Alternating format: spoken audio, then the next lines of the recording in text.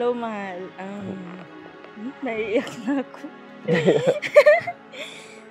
From the very first moment that I met you sa taping ng Totga. Hindi ko inaasahan na tayo pala. I mean, tayo pala yung magkakatuluyan. Kasi di ba alam mo din.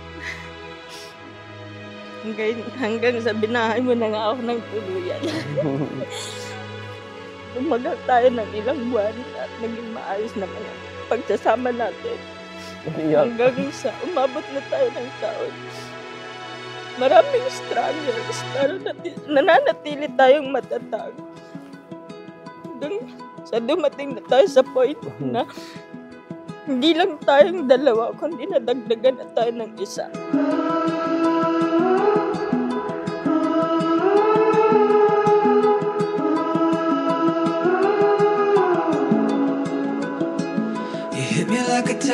Ang daming challenges at problema na dumaan sa atin.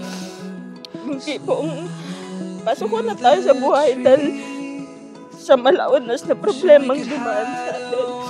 Naalala ko pa ng mga time na asin para tayo sinakluban ng problema.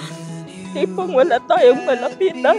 Pero hindi tayo pwedeng sumuko kasi nga may dumating na isang blessing sa atin na hindi natin pwedeng talikuran at yun ay ang pagiging responsable magulang sa anak natin. In a whirlwind, yeah, but this moment I won't forget.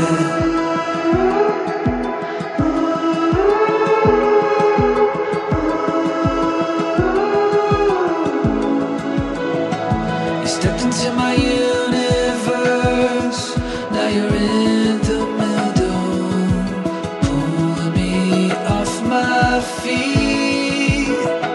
You're smiling, it calms the storm, now clear as crystal. I got everything I need. I feel like I can fly. Top speeding by.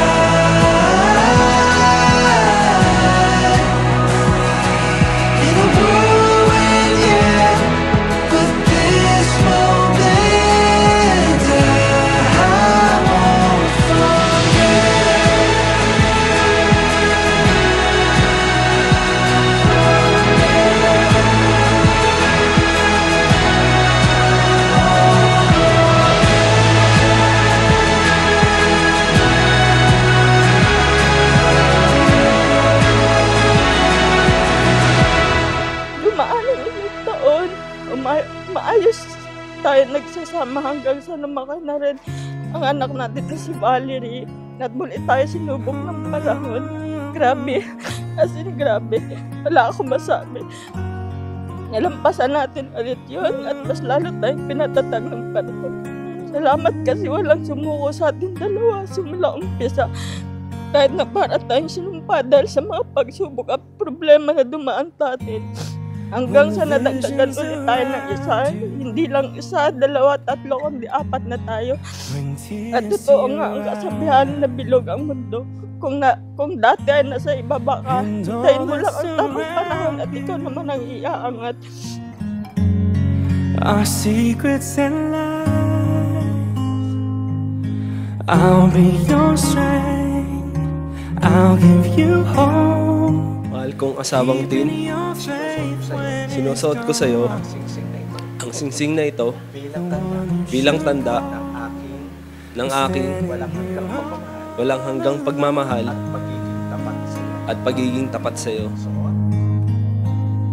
And I will take you in my arms and hold you right where. Mahal kong asawang Roca Ernest, isinusuot ko sa iyo ang singsing na ito bilang tanda ng aking walang hanggang pagmamahal at pagiging tapat sa iyo.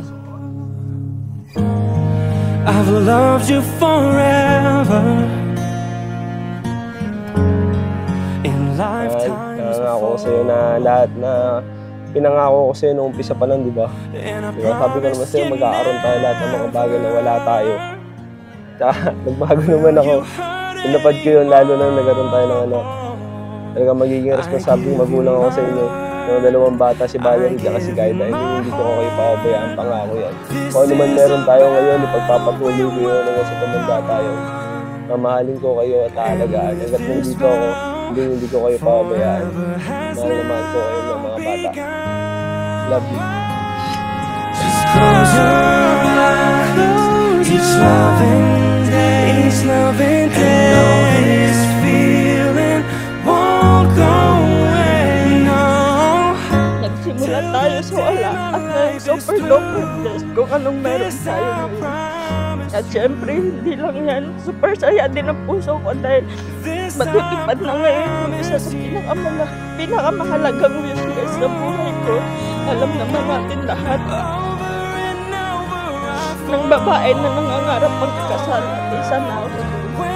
Salamat at tutupad ko yung pangarap ko. You were the answer to my prayer na sana balang araw makakatagpo din ako ng lalaking pangkakasal ko.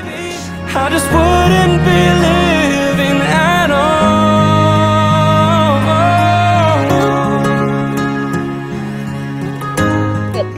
I look at you now standing before me, and I am in awe not just for the person you are, but of the love we have built together, day by day, moment by moment.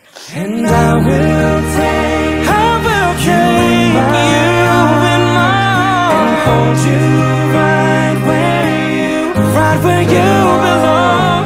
From this day forward, you shall not walk alone. My heart will be your shelter, and my arms will be your home. Our love is my favorite thing, and I promise to continue writing it with you chapter by chapter, and for all the days of our life. Thank you for being my person, my love, and my home. I am so honored to walk through life with you, and I can't wait to see where this journey takes us. I love you, mahal.